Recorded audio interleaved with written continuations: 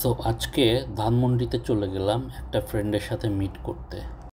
After finishing that we decided to go Simanta Sambhar food court.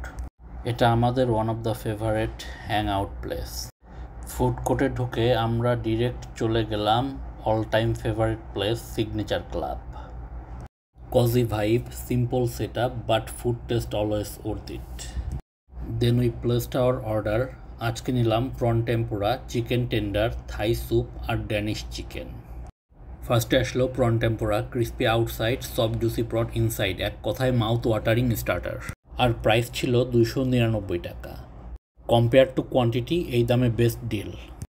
Then we move to chicken tender, lightly fried, crispy coating, dipping সসে দিয়ে খেলে একদম perfect snack vibe.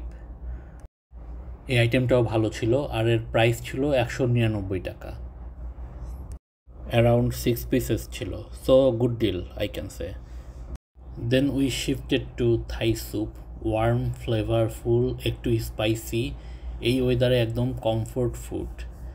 আর টেস্টটাও different ছিল, আপনারা try করে দেখতে পারেন। অ্যান্ড ফাইনালি আমরা চলে গেলাম ড্যানিশ চিকেনে।